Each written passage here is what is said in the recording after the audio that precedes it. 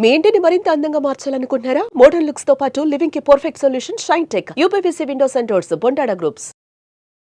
ఈ పాలల్లో కల్తీల వల్ల పాల పదార్థాలు మానేస్తే బెటర్ అంటారా? తల్లి పాలలో ఎట్లయితే ఫ్యాట్ ఉంటుందో 4% ఫ్యాట్, దేశవాళీ ఆవు పాలలో కూడా అంతే ఫ్యాట్ ఉన్నది. బర్రె పాలలో 8% ఫ్యాట్ ఉంటుంది. బట్ ఆరోగ్యపరంగా చూస్తే గాడిద పాలు కూడా చాలా ఔషధ గుణాలు ఉన్నది. దాదాపు 3 నుంచి 5 వేల రూపాయలు లీటర్. దీన్ని పాలగా తాగేదైతే ఎవరు లేరు. ఆవు ఇచ్చినంత వాల్యూము అవి ఇవ్వలేవు. ఏ బియ్యం ఏ ఆరోగ్య సమస్యకి పనికొస్తుంది చెప్పగలరు? అందరూ ఒకే రకమైన బియ్యాన్ని తినే పరిస్థితి ఉంది ఈ రోజు. అవన్నీ హైబ్రిడ్ అండి మనం తినేవన్నీ? మనము 99.9% తినేదంతా. ఏ ఆహారం ఉత్తమం అని మీరు భావిస్తారు? మాంసకృతులు తినే వాళ్ళకి మీరు ఇచ్చే సలహాలు ఏంటి? చికెన్ మటన్ అనేది తీసుకుంటారు ఆహారంగా. ఈ చికెన్ మటన్ లాంటి వాటిని కిడ్నీ దాన్ని రిమూవ్ చేయాల్సి వస్తుంది. ఇప్పుడు గట్ హెల్త్ ఇష్యూస్తో చాలా మంది సురేందర్ గారు బాధపడుతున్నారు కదా. రైస్ కానీ వీట్ కానీ చిరుధాన్యాలు ఏది బెస్ట్ అంటారు? ముఖ్యంగా మొట్టమొదట ఇవాళ లైఫ్ స్టైల్లో జరుగుతున్న అతిపెద్ద 3 తప్పిదాలు ఏమిటి? ఆహారాన్ని తీసుకోవాల్సిన సమయంలో తీసుకోకపోవడం. ఆడవాళ్ల విషయంలో చూస్తే ఫ్రిడ్జ్ ఉండడం వల్ల ఏంటి అనర్థాలు ఏంటి? కోసిని అందులో పెడతాం వల్ల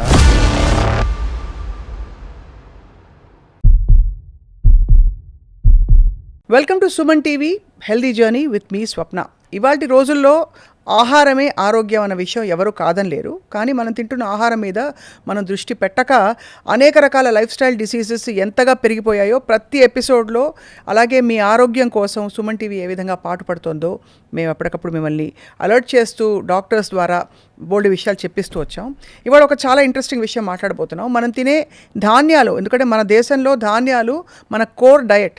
ఈ ధాన్యాలలో ఎన్నో రకాల రైస్లు ఉన్నాయి, ఎన్నో రకాల బియ్యం ఉండగా కూడా మనం వైట్ రిఫైన్డ్ సోనా మసూరి తప్ప మరొక ప్రపంచం ఎరగం.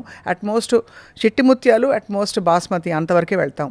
మనకుండే రకరకాల పోషకాలు ఏంటి, ఈ వెరైటీస్ ఆఫ్ రైస్లో మాట్లాడబోతున్నాం. ఒక అద్భుతమైన ఎక్స్పర్ట్, లైఫ్ స్టైల్ ఎక్స్పర్ట్ అని చెప్పాలి. సేవ్ ఫౌండేషన్ వ్యవస్థాపకులు సురేంద్ర గారు ఉన్నారు మనతో పాటు. రైతులతో చాలా దగ్గరగా పనిచేస్తారు. సురేంద్ర గారు నమస్కారం అండి. నమస్తే అండి. మొట్టమొదట ఇవాళ లైఫ్ స్టైల్లో జరుగుతున్న అతిపెద్ద 3 తప్పిదాలు ఏమిటి? ఆహారాన్ని తీసుకోవాల్సిన సమయంలో తీసుకోకపోవడం. ఓకే. తీసుకోకూడని సమయాల్లో తీసుకోవడం. నీరు త్రాగాల్సిన సమయంలో త్రాగకపోవడం. ఇవి ముఖ్యంగా జరుగుతూ ఉన్నాయి.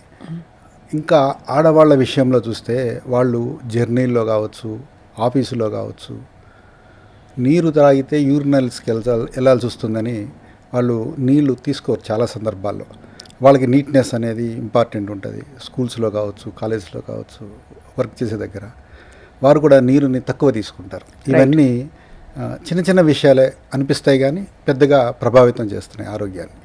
చాలా వరకు కరెక్ట్గా చెప్పారు. అయితే మనం మామూలుగా మన స్టేపుల్ ఫుడ్ ముఖ్యంగా సౌత్ ఇండియాలో రైస్ అండి. అవునండి. సో మామూలుగా మీరు ఏ రైస్ తింటారని అడిగితే అందరూ ఫైన్ రిఫైన్డ్ చక్కగా మల్లెపూల్లాగా అన్నం కనిపిస్తుంది, తెల్లగా పొడిపొడిగా ఉండాలి, పొడిపొడిగా ఉంటుందని గర్వంగా చెప్పుకుంటాం. మనం ఎక్కువగా కన్జ్యూమ్ చేసే రైస్ ఏమిటండి? ఎన్ని రకాల బియ్యం పండుతుంది ఇండియాలో? మనకు ప్రకృతి పరంగా చూస్తే పూర్వము భారతదేశంలో ఉన్న వైవిధ్యంగా చూసిన, మన పురాణాల ప్రకారం లేకపోతే చరిత్రకారులు చెప్పిన దాని ప్రకారం చూసిన 5 లక్షల రకాల విత్తనాలు ఉన్నాయి అని చెప్తారు. అయితే ఇప్పటికీ కూడా అందుబాటులో కొందరు విత్తన సంరక్షకులు ఉన్నారు. వాళ్ళ దగ్గర 2000 వరకు దేశవాళీ వరి విత్తనాలు ఉన్నాయి వారి దగ్గర. వారు ప్రతి సంవత్సరం దాన్ని పండిస్తా దాన్ని ఉనికిలో ఉంచుతున్నారు.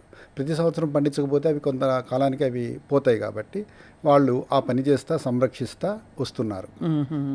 ఇప్పుడు మరి ఇవాళ మనం మాట్లాడబోయే రకరకాల రైస్ వెరైటీస్ గురించి చెప్దాం. మనకి ఇవన్నీ కూడా అంటే ముందు రైస్ ఎందువల్ల ఇతర విత్తనాలు మనం తినలేకపోతున్నాం, ఇతర వెరైటీస్ అంటే అలవాటు అయిపోయాయి ఇలాగా? అవగాహన లోపం కొంత ఉన్నదండి. రైట్. అలాగే పూర్వము అన్నం వండేటప్పుడు గంజి వంచడము, ఆ గంజిని దాచుకొని మర్నాడు తాగడము, ఆ గంజి వంచడం వల్ల వచ్చే పొడితనం ఒకటి ఉన్నది అన్నంలో. అలాగే కుక్కర్ లేదు, బయట వండుకునేవాళ్ళు. పూర్వము పాత బియ్యం అనే పదం ఎక్కువ వాడేవాళ్ళండి. పాత బియ్యం అంటే వడ్ల రూపంలోనే ఒక 9 నెలల నుంచి సంవత్సరం 2 సంవత్సరాల వరకు వడ్ల రూపంలోనే గింజను అలా ఉంచడం వల్ల అటువంటి బియ్యాన్ని వాడటంలో వచ్చే పొడిదనం ఒకటి ఉంటుంది. ఇలాంటివి అందుబాటులో లేకపోవడం వల్ల ఒక విధంగా దేశవాళీ విత్తనాలు అంతరించిపోతున్నాయి, తెలియక, అవగాహన లేక. అయితే న్యూట్రిషనల్గా ఇందులో చాలా విలువలు ఉన్నాయి. ఇవాళ మనం ఎక్కువ శాతం మంది తింటున్న వెరైటీలో లోటుపాట్లు ఏంటండి? అందరూ ఒకే రకమైన బియ్యాన్ని తినే పరిస్థితి ఉంది ఈరోజు. కొంచెం పేర్లు అటు ఇటు అయిన హైబ్రిడ్ విత్తనాలకి రకరకాల పేర్లు ఉన్నాయి. అవన్నీ హైబ్రిడేనా అండి మనం తినేవన్నీ? మనము 99.9% తినేదంతా హైబ్రిడే ఉన్నాయండి. హైబ్రిడ్ అంటే ఏమిటి? మనకు కావాల్సినట్టు దాని రూపురేఖలు మార్చామనా? అధిక ఉత్పత్తి కోసము మార్చారు. అధిక ఉత్పత్తి అనేది అవసరమే కావచ్చు, బట్ దాని మించి కూడా వెళ్ళిపోయాం మనం. అవసరానికి మించి అంటే 2 ఏళ్ళకి సరిపడా నిల్వలు మనం కావాలంటే 3 ఏళ్ళకి సరిపడా నిల్వలకు కూడా మనకు అధిక ఉత్పత్తి జరిగిపోతుంది. దానివల్ల ఏమవుతుందంటే స్థానికంగా ఉండే విత్తనాలు కావచ్చు, జొన్నలు, సజ్జలు లాంటివి కూడా పండించడం తగ్గిపోయింది. ఎందుకంటే మినిమం సపోర్టింగ్ ప్రైస్ గవర్నమెంట్ అది మంచి ఉద్దేశంతో పెట్టింది, మంచిది. అయితే అది దానివల్ల వేరే కూడా అంతరించిపోతున్నాయి. కాబట్టి ఇలాంటివి బతకడానికి కూడా ఏదైనా ప్రణాళిక ఉండాలి ఖచ్చితంగా. మీ దగ్గర ఉండే వెరైటీస్ సురేంద్రనాథ్ గారు మీరు బాగా రికమెండ్ చేసేది ఏ బియ్యం ఏ ఆరోగ్య సమస్యకి పనికొస్తుందని చెప్పగలరు? తప్పకుండా చెప్తానండి. బియ్యాల్లో డైవర్సిఫైడ్గా ఉన్నాయి. అంటే జీవ వైవిధ్యం ప్రకృతి మనకి ఇచ్చింది కాబట్టి పండడంలో వివిధ ప్రాంతాల్లో పండుతాం ఒక విశేషం అయితే, ఒక్కొక్క బియ్యంలో ఆరోగ్యానికి సంబంధించి ఒక్కొక్క విశేషం ఉన్నది. సో ఈ విధంగా దేశవాళీ బియ్యాలు అవసరాన్ని బట్టి మనిషి వయసు ఉంటుంది, పుట్టినప్పుడు చిన్నపిల్లలుగా ఎదిగే వయసు ఉంటుంది, అలాగే యంగ్ ఏజ్కి వచ్చినప్పుడు వాళ్ళకి ఫర్టిలిటీ రావడానికి ఒక అవసరం ఉంటుంది, తర్వాత ఏజ్ వచ్చిన తర్వాత నీరసం రాకుండా కానీ, కీళ్ళ నొప్పులు రాకుండా కానీ, ఒబిసిటీ రాకుండా కానీ, డయాబెటీస్ ఇలా రకరకాల బియ్యాలు ఉన్నాయి. సో అవన్నీ రకరకాల సమయాల్లో అవసరమైనప్పుడు వాడుకోవచ్చు. అలా రోజువారీ తినడానికి కొన్ని అనుకూలమైన ఉన్నాయి, కొన్ని రోగాలు తగ్గించుకోవడానికి ఉన్నాయి. ఇవన్నీ కొన్ని నేను తీసుకొచ్చాను, మీకు శాంపిల్స్ చూపిస్తాను. ఇక్కడ ఉన్నది ఇది కాలాబాటి బియ్యము. నల్లగానే కంటే కాపర్ కలర్లో ఉంటుంది. ఇది క్యాన్సర్ నిరోధకం అన్నమాట. ఎవరైనా ఉంటే దాన్ని గంజిలాగా తీసుకొని తాగుతున్నా లేదా అన్నంలాగా వండుకు తిన్నా ఇది ఫలితం ఉంటుంది. ఇది వారంలో ఒకసారి పాయసంలా తీసుకున్న క్యాన్సర్ నిరోధకంగా పనిచేస్తుంది. ఓహో. అయితే ఇటువంటి బియ్యాన్ని అన్నంలా కంటే కూడా గంజి తీసుకొని ఆ గంజిని మర్నాడు తాగడం ఎక్కువ ఉపయోగం, ఎక్కువ ఉపయోగం అవుతుంది. అంటే ఇది వండితే ఎలా అవుతుంది అన్నం? దీన్ని రుచి అది ఎలా ఉంటుంది? రుచి తినడానికి ఇప్పుడు అందరూ ఒక దానికి అలవాటు పడినారు కదా, యాక్సెప్టబుల్గా ఉండకపోవచ్చు స్టార్టింగ్లో, బట్ మజ్జిగలో లేకపోతే పెరుగులో తినడానికి చాలా రుచిగా ఉంటుంది ఈ అన్నాన్ని తినడానికి ఒక సులువైన మార్గం ఏంటంటే రాత్రిపూటే అన్నం వండేసేసి కేవలం నీళ్ళల్లోనే నానబెట్టి పొద్దున దీన్ని మజ్జిగలో తింటే చాలా రుచికరంగా ఉంటుంది. మనకు పెద్దలు చెప్తూ ఉంటారు అన్నం తినేటప్పుడు 40 సార్లు బాగా నమిలి తినండి అని. ఇది మనకు తెలియకుండా నవ్వులుతాం, ఎందుకంటే నవ్విన కొద్దీ జ్యూస్ లాగా ఒక స్వీట్నెస్గా ఒక మాధుర్యంతో ఉంటుంది. అది ఆస్వాదిస్తే వాళ్ళు తెలియకుండానే 40 కాదు 60 సార్లైనా నవ్వులు మెల్లిగా తింటారు. దానివల్ల చాలా ఉపయోగం ఉంది. దాని ద్వారా క్యాన్సర్ కూడా మనకి నిరోధించవచ్చని ప్రూవ్ అయిందండి ఈ నల్ల బియ్యం ద్వారా. అంటే ఇందులో సైంటిఫిక్గా చూస్తే యాంతోసైనిన్స్ ఉన్నాయి. యాంతోసైనిన్స్ క్యాన్సర్ నిరోధకాలు అనేది ఎస్టాబ్లిష్ అయిన వాస్తవం. అయితే ఇందులో టెస్ట్ చేస్తే యాంతోసైనిన్స్ అనేవి ఉన్నవి. ఓకే. ఈ గింజలే కాదు, ఈ మొక్క యొక్క ఆకులు కూడా టెస్ట్ చేస్తే అందులో యాంతోసైనిన్స్ అనేవి ఉన్నాయని చూపించారు. సో ఆ విధంగా ఇది చెప్తున్నాము. రైట్. అలాగే పక్కనే తెల్లగా ముత్యాల్లా కనిపిస్తున్న ఆ బియ్యం అదేంటండి? అది బియ్యం అయినా? ఇది గోవిందభోగ్ బియ్యం అండి. గోవిందభోగ్ అంటే భగవంతుడికి ప్రసాదం పెట్టడానికి, దానికోసం ఒక బియ్యము. ఓహో. ఇది బియ్యమే వాసన వస్తాయి, మీరు వాసన చూడవచ్చు. ఇది బియ్యమే వాసన వస్తాయి. చాలా విశేషంగా ప్రసాదాలు చూడొచ్చండి. అంటే వైష్ణాలయంలో ప్రసాదాలు చేయడానికి అది బాగా వాడతారు, పరమాన్నం కానీ అవి చేయడానికి. ఇవన్నీ దేశవాళీలో ఇవి ఒక రకాలండి, సందర్భాన్ని బట్టి వండుకోవడము. ఇక్కడ ఉన్నదండి మాపిల్లై సాంబా. ఇది మాపిల్లై సాంబా. ఇది యమనంలో ఉండే మగపిల్లలకి చాలా ఉపయోగము, ఫర్టిలిటీ పెరగడానికి. అలా కాకుండా ఎవరికైనా ఒక స్టామినా ఎనర్జీ కావాలన్నా ఇది ఉపయోగం. ఇందులో మనం టెస్ట్ చేస్తే మాకు తెలిసింది ఏంటంటే మినరల్ కాంటెంట్ బాగా ఉన్నది. అంటే ఐరన్, జింకు, మాలిబ్డమ్, మ్యాంగనీస్ ఇలాంటివి ట్రేస్ ఎలిమెంట్స్ అంటాం, అలాంటివన్నీ ఇందులో ఉన్నాయి. ఇలాంటివి లోపించడమే కొంత హార్మోన్ డెఫిషియన్సీ అని కొన్ని రోగాలు వస్తూ ఉంటాయి కదా, అలాంటి వాటికి ఇది సొల్యూషన్ అనమాట. దీనికి గ్లైసెమిక్ ఇండెక్స్ ఎలా ఉంటుందో? గ్లైసెమిక్ ఇండెక్స్ మామూలు దాంతో కంపేర్ చేసినప్పుడు తక్కువే ఉందండి. ఓహో. అంటే గ్లూకోజ్కి డిమాండ్ తక్కువ ఉంటుంది తిన్న తర్వాత 2 అవర్స్లో. సో అయితే మనకి డయాబెటిక్స్కి మంచిది. అయితే డయాబెటీస్ వాళ్ళు తినడానికి చాలా అనుకూలమైనది. దేశవాళీ బియ్యాలన్నింటిలో కూడా అమైలోజ్ అనే స్టార్చ్ ఉన్నదండి. ఇది మెల్లిగా అరుగుతుంది, అంటే ఇన్సులిన్ని డిమాండ్ చెయ్యదు. ఓహో. సో అది మెల్లిగా అరిగే గుణం ఉండడం వల్ల ఇవన్నీ డయాబెటీస్ లాంటి వాళ్ళు ఉన్నవాళ్ళు వాడుకోవడానికి అనుకూలమైంది. నెక్స్ట్ ఇంకా రవ్వలాగా ఉంది, అది చిన్న బియ్యం. ఇది నారాయణ కామిని అని సన్న బియ్యం. ఇప్పుడు చాలామంది సన్న బియ్యం తినడానికి ఇష్టపడతారుగా, అలా దేశవాళీ బియ్యాల్లో ఇది ఒక సన్న బియ్యం అనమాట. ఇది ఎలా వార్చి తింటే బెటరా లేక అన్నం వార్చి అత్తేసరికి నీళ్లు పెడితే బెటరా? ఏదైనా అన్నం వార్చడమే సరైన పద్ధతి అండి. దీనికి కూడా అన్నం వార్చడమే కరెక్ట్. అత్తేసరి ఎందుకు కరెక్ట్ కాదండి? అత్యవసరం ఎందుకు కరెక్ట్ కాదంటే ఇప్పుడు స్టార్చ్ అనేది ఉంటుంది కదండి, స్టార్చ్ కొంత డ్రై అవ్వాలి. డ్రై అవుతున్న వల్ల దాని లక్షణం మారుతుంది, జిగురు గుణం అంటాం కదా, అట్లా అరిగే దానిలో కూడా తీరు మారుతుంది అనమాట. అందుకే ఇప్పుడు గంజి వంచి కాసేపు అలా పెట్టామనుకోండి, నేను మీకు చూపిద్దామని ఒక కుండ కూడా తీసుకొచ్చాను. మనం అన్నం వండుతాము, కుండలో వండుకోవచ్చు, ఇత్తడి గిన్నె ఎందులో వండుకున్న తర్వాత వండిన తర్వాత మటుకు వండిన పదార్థాన్ని ఇలాంటి కుండలో పెట్టాలి. ఇలాంటి కుండలో పెడతాం వల్ల ఆ బియ్యంలో ఉన్న తేమని ఈ కుండ మట్టిలాగా ఉంటుంది కదా, అది పీల్చుకుంటుంది. పీల్చుకొని ఆవిరైపోతుంది. దీని ద్వారా ఆవిరైపోతుంది. లేకపోతే గింజ కింద తేమ రాదు. గింజ కింద తేమ రాకపోవడం వల్ల అన్నం పొడి బారుతుంది. పొడి బారటం వల్ల ఆ స్టార్చ్ గుణం మారుతుంది, కార్బోహైడ్రేట్ గుణం. లేదంటే దీన్ని ఇంకో రకంగా చేయాలంటే ఒక వస్త్రంలో ఈ వండిన అన్నాన్ని వస్త్రంలో వేసేసి వస్త్రంలో వేసేసి దాన్ని ఇలా మూట కట్టేసేసి 2-3 అవర్స్ ఇలా పెట్టాలి. ఇలా పెడతాం వల్ల పొడి పొడిగా అవుతుంది, షుగర్ వచ్చే గుణం అన్నంలో తగ్గుతుంది అనమాట. ఓహో, ఇది పొడి గుణం. కుండలో అయితే చాలా అనుకూలం. మనం మూట కట్టడం అందరూ చేయలేకపోవచ్చు. నా ఉద్దేశం మూట కట్టడం అనే మాట ఎందుకన్నానంటే, ఇలా మూట కట్టి దీన్ని ఒక స్టీల్ క్యారియర్లో పెట్టేసుకుంటాం. Okay, somewhat better. దానికంటే ఈ తేమని ఇది పీల్చుకుంటుంది, అది పొడి బారుతుంది. అందరూ కుండని మొయ్యలేరు కాబట్టి, ముఖ్యంగా ఆఫీసుకి వెళ్ళేటప్పుడు ఇలాంటి దాన్ని క్యారియర్లో పెట్టుకొని ఇలా మెత్తటి మస్లిన్ క్లాత్ తీసుకుని మనకి క్యారియర్లో లైనింగ్ లాగా వేసేసి పెట్టేస్తే ఉత్తమం ఉంటారు. అయితే మరి చానా క్లాత్ అంటే మనకి చీజ్ క్లాత్ అని లాంటివి దొరుకుతాయి. లేదా నేతనని అడిగితే ఖాదీ బట్ట పల్చగా అల్లిస్తారు. అలాంటి బట్టని దీనికి వాడటం చాలా ఉపయోగకరం. బాగుంది, చాలా బాగుందండి. మంచి చిట్కా ఇది, చాలా మందికి తెలియదు. రైట్ సార్, నెక్స్ట్ ఇంకా ఇక్కడ ఉన్నది కులక్కార్ అనే బియ్యం. కులక్కార్ బియ్యం అది లేడీస్ ప్రాబ్లమ్స్కి చాలా మంచిదని చదివాను. అవునండి, లేడీస్కి ఇది ఔషధం లాంటిదే. అందరికీ, ఆడవారికి మగవారికి ఇది ఆహారంగా ఉపయోగపడుతుంది. అయితే ఆడవారికి ఇది ఔషధంగా కూడా ఉపయోగపడుతుంది. వాళ్ళకి పీరియడ్లో డిజార్డర్స్ ఉన్నప్పుడు, పీసీఓడి ప్రాబ్లమ్స్ ఉన్నప్పుడు, లాక్టేషన్ పీరియడ్లో ఉన్నప్పుడు కానీ, ప్రెగ్నెన్సీలో ఉన్నప్పుడు కానీ ఎప్పుడు చూసినా ఇది వాళ్ళకి అది ఆహారంగా చాలా ఉపయోగం. మీరు చూసారా ఎవరైనా ఇలాగా నయమైన వాళ్ళు ఉన్నారండి? మా ఆఫీస్కి చాలామంది దీన్ని వచ్చిన వాళ్ళు, అడిగిన వాళ్ళు ఉన్నారు, వాడిన వాళ్ళు ఉన్నారు. టెస్టిమోనియల్ ఎవిడెన్స్ అయితే ఉన్నది. వాడిన వాళ్ళు బెనిఫిట్. సుమారు ఎంత ఉంటుందండి ఒక కిలో? ఇది కిలో 140 రూపాయలు కిలో. కానీ మనకి మామూలు క్వాంటిటీ కంటే ఇది ఎక్కువ తినలేమేమో అంటే. అవునండి, ఇప్పుడు దేశవాళీ బియ్యాలన్నీ కూడా 1కి 3 లేక 1కి 5 నీళ్లు పోయాల్సి వస్తుంది. దానివల్ల మామూలు బియ్యం అయితే కిలో 7గురికి వస్తే ఇది కిలో బియ్యం 10 మందికి వస్తుంది. ఓకే, కాబట్టి ఎక్కువ తినలేము. అవునండి, క్వాంటిటీ వైస్ ధర కొంచెం ఎక్కువ అనుకున్న కాలం వస్తుంది, ఎక్కువ కాలం వస్తుంది. అలాగే ఈ కులక్కర్ రైస్, ఇది కులక్కర్ అండి. దీన్ని అన్నంలా తినడం ఒక పద్ధతి అండి, లేదంటే దోశలు వేసుకోవచ్చు. ప్రెగ్నెంట్స్కి అయితే వారంలో 2 సార్లు దీన్ని పాయసంగా కానీ పాల తాలికలుగా కానీ చేసి పెడితే చాలా మంచిది. ముఖ్యంగా పాలిచ్చే తల్లులు, పాలు లేకపోతే ఒక్కోసారి బ్రెడ్ తినే పరిస్థితి ఉంటుంది. అలాంటి వాళ్ళకి దీంతో పాయసం పెడితే చాలా ఉపయోగం. లేదా దీంతో పాల తాలికలు ఖచ్చితంగా వాళ్ళకి పెట్టాలి. ఈ విధంగా చేసి ఈ పక్కన ఉన్నది నవారా బియ్యం అండి. బాగా అందరికీ తెలిసిన బియ్యం నవారా నివారణి అంటారు. ఇది ఎక్కువ షుగరు వ్యాధి తగ్గిస్తుంది అనే నమ్మకంతో అందరూ వాడుతున్నారు. ఫలితాలు కూడా అలాగే ఉన్నాయి.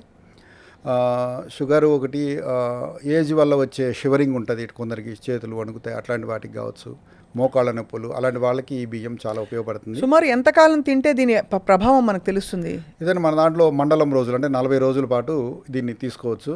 తీసుకుంటే వెంటనే అంత డిఫరెన్స్ తెలిసే అంత మనకి కొంత వాళ్ళకి రిలీఫ్ తెలియాలంటే 4-5 రోజుల్లో కూడా తెలుస్తుంది. ఓహో, అయితే అన్నము వండుకోవడం ఒకటైతే దాన్ని తినే పద్ధతులు గంజిగా తీసుకోమన్నా నేను ఒక రోజు. అంటే అన్నంలో వండేటప్పుడు నీళ్ళు ఎక్కువ పోసి గంజి తీసి అది మరునాడు కూడా ఏదో టైంలో తాగడం చాలా ఉపయోగం. అవును, ఇది చాలా గట్ బ్యాక్టీరియా పెంచుతుంది. ఏ విధంగా అయినా అది సహాయపడుతుంది. ఇంత సన్నగా ఉండే చిట్టి రైస్ ఇది ఏంటండి? ఇది రవ్వలాగా ఉంది, చాలా చిన్న సైజు.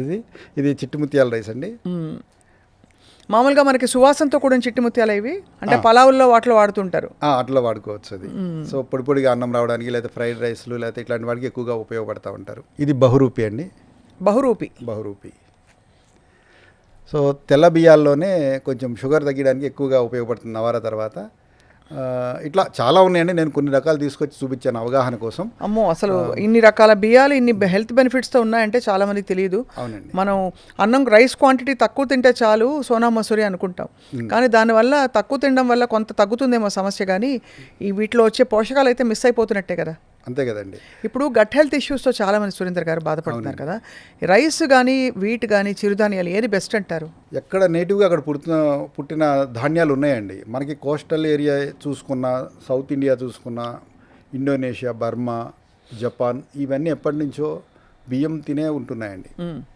సో ఇవి ఖచ్చితంగా మనకి కావాలి, ఒక పూటైనా కనీసం ఇవి తీసుకోవాలి బియ్యాలు. అంటే బియ్యాలు మిల్లెట్స్ ఈ మధ్య కంపారిజన్ వచ్చి మిల్లెట్సే మంచివి అన్నారు. మిల్లెట్స్ ఖచ్చితంగా మంచివే. అలానే బియ్యము అంటే ఇప్పుడు అవైలబిలిటీలో ఉన్నది హైబ్రిడే కాబట్టి బియ్యం మీద అపోహ ఉన్నది, అదే తక్కువ అని. బట్ దేశవాళీ బియ్యాల విషయంలో అది కాదు, అది మెల్లిగా అరిగే లక్షణం ఉన్నది, దాంట్లో డైట్ ఫైబర్ ఉంది, మినరల్ కంటెంట్ అన్ని బాగానే ఉన్నాయి. అది కూడా ఈక్వలెంట్ టు మిల్లెట్స్ అని చెప్పొచ్చు. దేవుడిచ్చిన ఏవైనా సహజం, మనకి దేవుడిచ్చిన ఏవైనా అవి మంచివే. అయితే 90% ఈరోజు హైబ్రిడ్ బియ్యాలు అయినాయి కాబట్టి బియ్యం మంచిది కాదు అనే ఆలోచన వచ్చింది. ఇంకోటి ఏంటంటే కోస్టల్ ఏరియాలు కావచ్చు, నది పక్కన ప్రాంతాలు కావచ్చు, వర్షాలు అధికంగా వచ్చినప్పుడు ఆ పొలాలు మునిగిపోతాయి. మునిగిపోవడమే కాదు, వాటర్ కూడా స్టాగ్నెంట్గా 2-3 వారాలు అలాగే ఉంటుంది. వాటర్ కూడా పోవడానికి ప్లేస్ ఉండదు, ఎటు వెళ్ళలేదు. అలాంటి పరిస్థితుల్లో కూడా ఆ నీటిని టాలరేట్ చేసి తట్టుకొని బతికే మొక్క వరి అన్నమాట. అది లేకపోతే మరి దేవుడు ఆహారం అందరికీ అలా ఇచ్చాడు. అక్కడ ఏ మిల్లెట్ బతకదు, అలా నీళ్ళల్లో ఏ మిల్లెట్ బతకదు, ఏ పప్పు ధాన్యం బతకదు. సో అలాంటి ప్రాంతంలో ప్రజలకి అది ఆహారంగా భగవంతుడు ఇచ్చినది అది. అయితే వరి నీళ్ళని తట్టుకుంటుంది కానీ వరి నీళ్ళని డిమాండ్ చేయదు, ఎక్కువ నీళ్ళు ఏం డిమాండ్ చేయదు వరి. అయితే అలా మనం వరి చేలలో నీళ్లు పెడతారని చూసి అందరూ అలా అనుకుంటున్నారు. ఆరుతడి పద్ధతిలో కూడా దీన్ని పండించవచ్చు. ఇప్పుడు బుడమలు ఉన్నాయి, బుడమలు అంతా సహజంగా చెరువుల పక్కన పండేవే ఎప్పటి నుంచో అవి. ఇట్లా చెరువు కల్చరు లేదా మెట్ట భూముల్లో అనుకూలమైనవి కూడా ఇవన్నీ ఉన్నాయి, చేసుకోవచ్చు. మనకి ప్రభుత్వం ఉచితంగా నీరు ఇస్తుంది కాబట్టి, నీళ్ళకి మీటర్ పెట్టలేదు కాబట్టి ఆ నీళ్ళని మనము కలుపు నియంత్రణ కోసం వాడటం వల్ల వరి నీళ్లు తాగుద్ది అనే అపోహలో అందరూ ఉన్నారు. చాలా యూస్ఫుల్ ఇన్ఫర్మేషన్ అండి. కొన్ని వెరైటీస్ గురించి వాళ్ళు మాట్లాడాం. మరొక చాలా కీలక ఫుడ్ గ్రూప్ మన ఇళ్లలో పాల పదార్థాలు. అవునండి, పాలు. ఇప్పుడు మనకి గోవులు ఇంట్లో ఉండి లేకపోతే అక్కడ వెనకాల బర్రెనో గేదెనో కట్టేసి మనం పాలు పితుక్కునే రోజులు అందరికీ సిటీల్లో అయితే అసలు అసాధ్యం.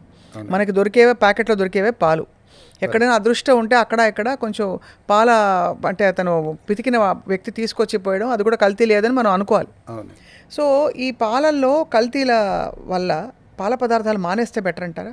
బాధాకరమండి. పాలు లేకుండా మన జీవనం లేదు. మన దేశంలో పాలు తరతరాలుగా ఉంది. పాడి పంట అనే వ్యవసాయంలో ఉన్నప్పుడు మన వాళ్ళందరూ ఎక్కువగా పాడి ఉంది వాళ్ళందరికీ. అంటే ఇంటి కోసమన్నా కనీసం పాలు ఉండే పరిస్థితి ఉంది. ఈరోజు అయితే అది లేదు, తగ్గిపోయింది.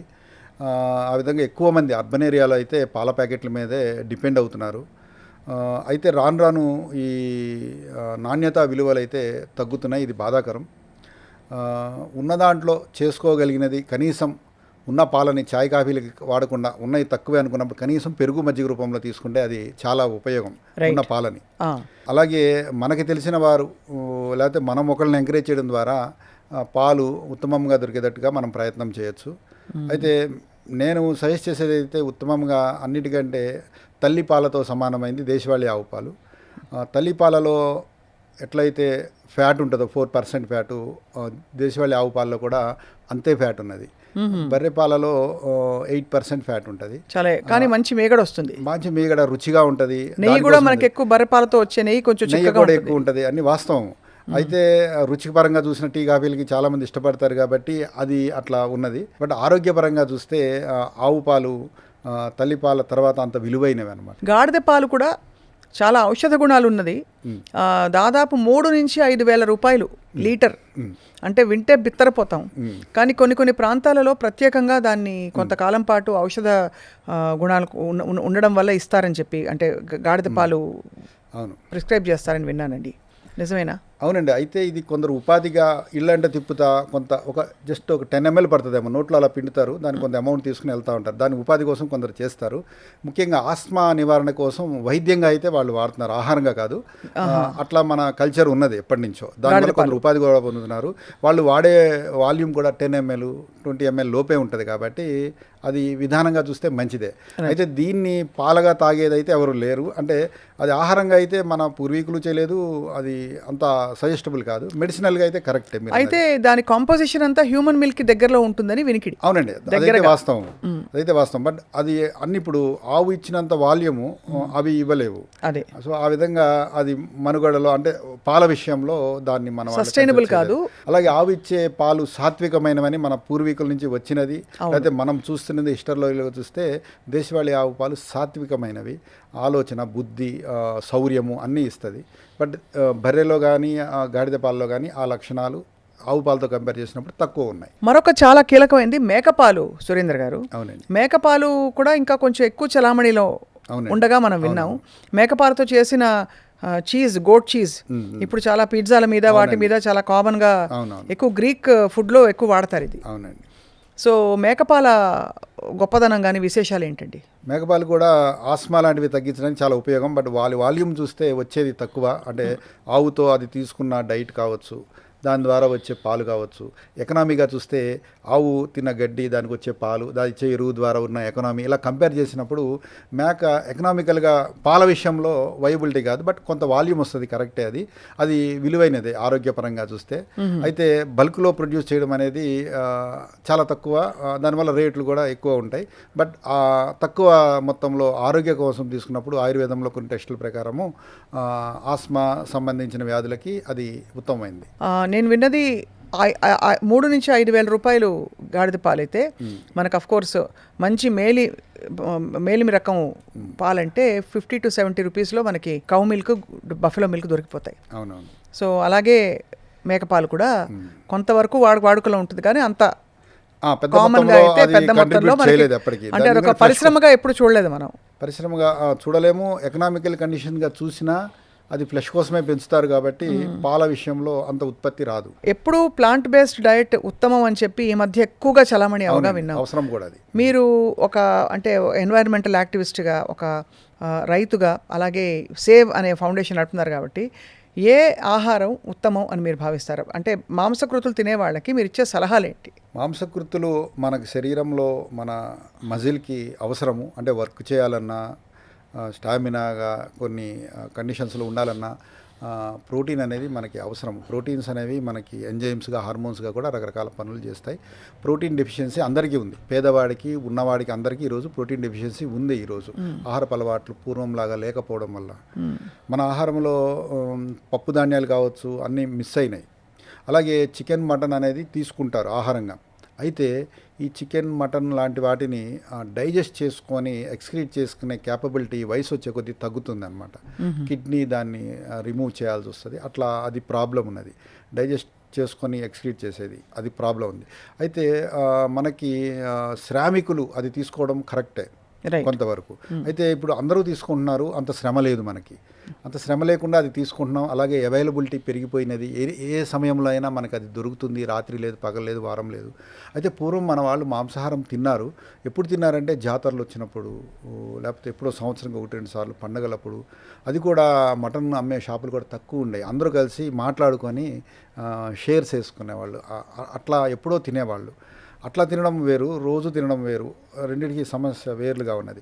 అలా డిమాండ్ పెరిగిపోయినప్పుడు వాళ్ళు దాన్ని పెంచడంలో మ్యానిపులేషన్స్ ఉంటాయి. సో ఇవన్నీ మళ్ళీ మన హెల్త్ మీద ప్రభావితం చేస్తాయి. అది మనం గమనించుకోవాలి. అవునండి. ఎప్పుడైతే డిమాండ్ పెరుగుతుందో మనకు అంత సప్లై లేకపోతే పెంచడంలో మ్యానిపులేషన్స్ ఉంటాయి అన్నది మనం గ్రహించుకోం. అదే అంటే వాటికి హార్మోన్స్ అవి ఇవ్వడం ఇవి కదండి సమస్య. అదే సమస్య అండి. మనం అనుకున్నాం పూర్వము అంటే కోళ్ల ఫామ్ వరకే అది ఉన్నదని. బట్ ఈరోజు మేకల విషయంలో కూడా అక్కడ కూడా జరగాల్సిన ఇంజెక్షన్స్ లాంటివి జరిగిపోతున్నాయి.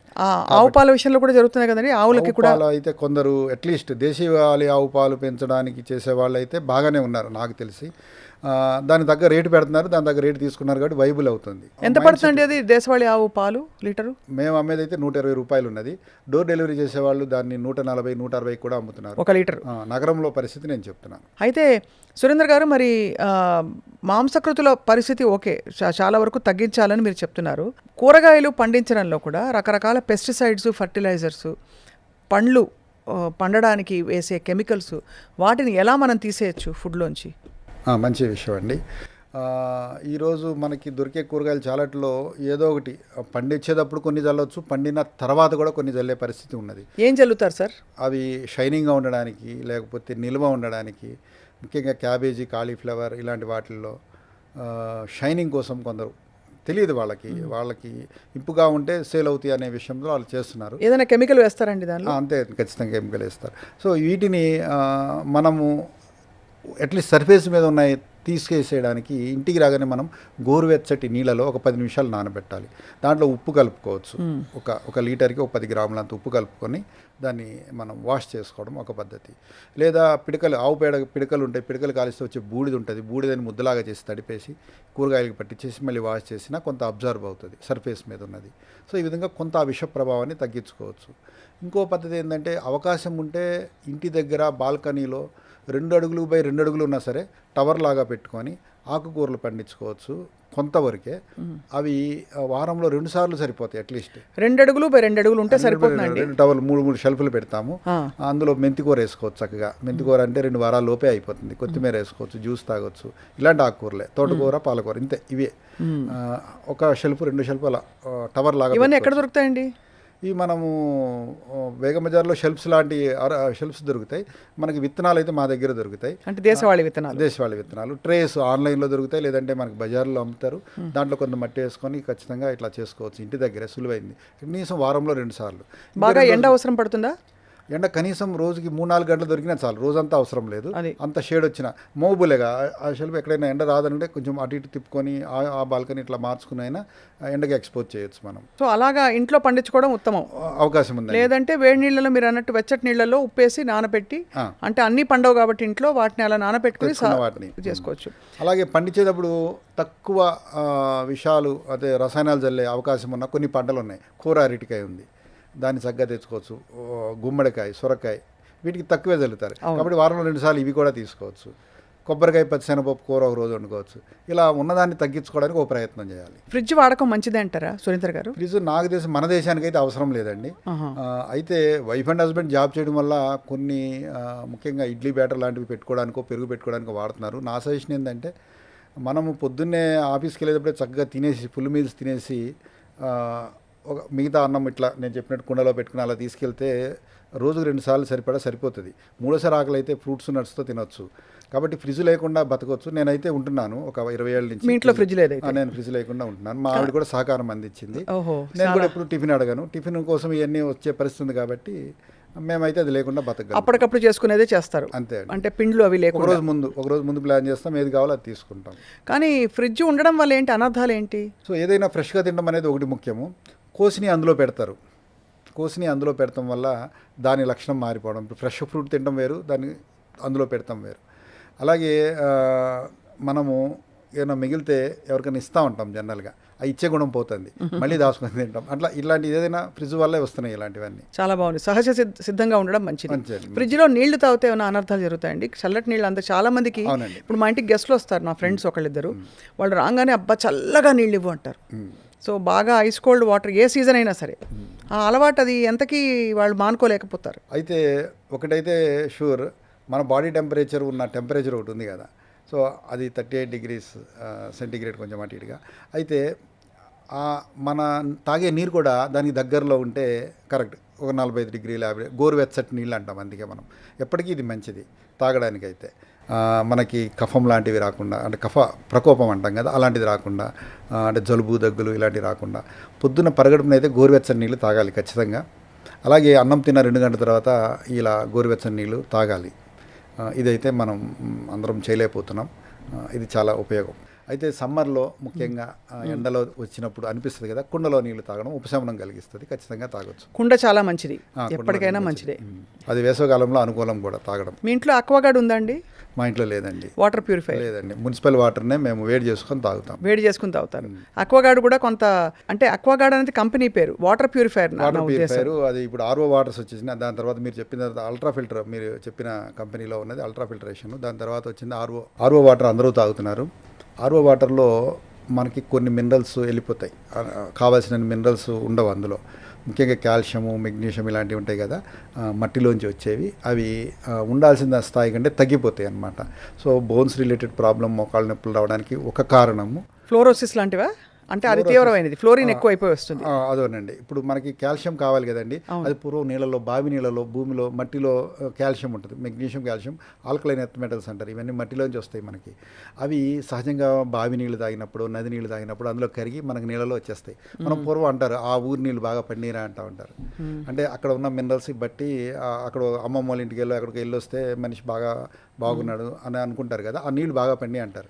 అంటే అక్కడున్న మినరల్స్ అతనికి ఒంటికి పట్టినాయి అనమాట. ఈ మధ్య ఇంకొక పిచ్చి పట్టుకుంది, మెగ్నీషియం నిద్ర పట్టట్లేదని చెప్పి మెగ్నీషియం లోపిస్తోందని గ్రహించి మెగ్నీషియం లోషన్గా పూసుకోండి, మెగ్నీషియం మింగేయండి. ఇది విపరీత పరిస్థితి. మనం ఇవన్నీ గమనించాలి. మనకి ఇట్లా థెరపీ రిలేటెడ్ ఏం చెప్పినా అలోపతి డాక్టర్లు అయితే ప్రాక్టీసింగ్ డాక్టర్ చెప్పిందే వినాలి. అయితే చాలా నాలెడ్జ్ సోర్సెస్ రకరకాలుగా ఉండడం వల్ల కొందరు ఉపశమనానికి ఏదో సమయంలో వాడేదాన్ని అందరికీ అప్లై అయ్యేటట్టు చెప్పేస్తున్నారు.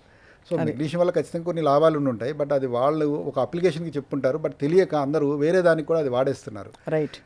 కాబట్టి మనకు మెగ్నీషియం అన్ని ఆకుకూరల్లో ఉన్నది. ఆకుకూరలు అన్నింటిలో మెగ్నీషియం ఉంది. పచ్చగా ఉండే క్లోరోఫిల్ ఉంది కదా, అది అన్ని ఆకుల్లో ఉంటుంది. మనం కొన్ని ఆకులు తింటున్నాం, కరివేపాకు మనం రోజు కూరల్లో వేస్తున్నాం, కొత్తిమీర ఉన్నది. సో కొందరు వీట్ గ్రాస్ తాగుతారు. ఇవన్నీ మెగ్నీషియాన్ని ఇచ్చేవే. చాలా మంచి పాయింట్లు చెప్తున్నారు సురేందర్ గారు. అసలు ఎంత మారిపోయింది జీవితం. అవునండి. అంత కన్వీనియన్సెస్లోకి వెళ్ళిపోయి మీ ఇంట్లో ఫ్రిడ్జ్ లేదంటేనే మేము షాక్ అవుతున్నాం. అలా ఫ్రిడ్జ్ లేకుండా ఉండగలగడం పెద్ద సాహసం ఈ రోజుల్లో. బట్ మీరు చెప్పిన పాయింట్లన్నీ చాలా ఐడియల్. మీ సుమన్ టీవీ ప్రేక్షకులకి ఇవాల్టి ఈ శీర్షికకి ముగింపు పలికేలోపు మీరు మీ అడ్వైస్ ఇవ్వాల్సిందిగా కోరుతున్నాం. అంటే 2-3 చిన్న చిన్న మార్పులు వాళ్ళు ఇవాళ నుంచి మొదలు పెట్టగలిగింది సులువైంది లైఫ్ స్టైల్ పరంగా. పొద్దున్నే లేవగానే మనం అందరము ఒక 2 గ్లాసులు నీళ్లు తాగుతాం పరగడుపున. చాలా సులువైంది, అందరూ చేయగలిగింది. గోరువెచ్చటి నీళ్ళు 2 గ్లాసులు ఇది తాగాలి. ఎందుకంటే రాత్రంతా పడుకున్నాము, నీళ్ళు ఏం తాగలేదు, రక్తం చిక్కబడింది. రక్తం ఎంత పలచగా ఉంటే అంత ఫిల్టర్ అవుతుంది. అంటే కిడ్నీ వర్క్ ఈజీ అవుతుంది, హార్ట్ వర్క్ ఈజీ అవుతుంది, బ్లడ్ వెజల్స్లో ఫ్లో ఈజీ అవుతుంది. అంటే పలచగా ఉండాలి. మనం చక్కగా పొద్దున్నే 2 గ్లాసులు తాగామనుకోండి, అది ఖచ్చితంగా మన ఆరోగ్యానికి ఉపయోగం. పొద్దున్నే మనం తెలుసో తెలియకో చాయ్, కాఫీలు తాగొచ్చు, ఇంకా వేరే తాగొచ్చు. ఏది తాగినా ఫస్ట్ నీళ్ళైతే తాగాలి. నీళ్ళు తాగితే ఆ ఫలితం తగ్గుతుంది. ఖచ్చితంగా అది ఒకటి పాటించవచ్చు. అలాగే ధాన్యాలు, రకరకాల ధాన్యాలు వస్తున్నాయి మనకి. ధాన్యాలు అనేవి మనకి శక్తినిస్తాయి. అయితే ధాన్యం 2 ఉంటే ప్రోటీన్ ఇచ్చే సోర్సెస్ ఒకంత ఉండాలి. ఆ విధంగా మన డైట్ని ప్లాన్ చేసుకోవచ్చు. అంటే ఉడకబెట్టిన పచ్చిశనగపప్పు కావచ్చు, పెసరపప్పు కావచ్చు, కందిపప్పు కావచ్చు, పలుకులుగా ఉండబెట్టి రకరకాల అన్నాలు తయారు చేసుకోవచ్చు. ఫ్రైడ్ రైస్గా కావచ్చు, అన్నంగా కావచ్చు.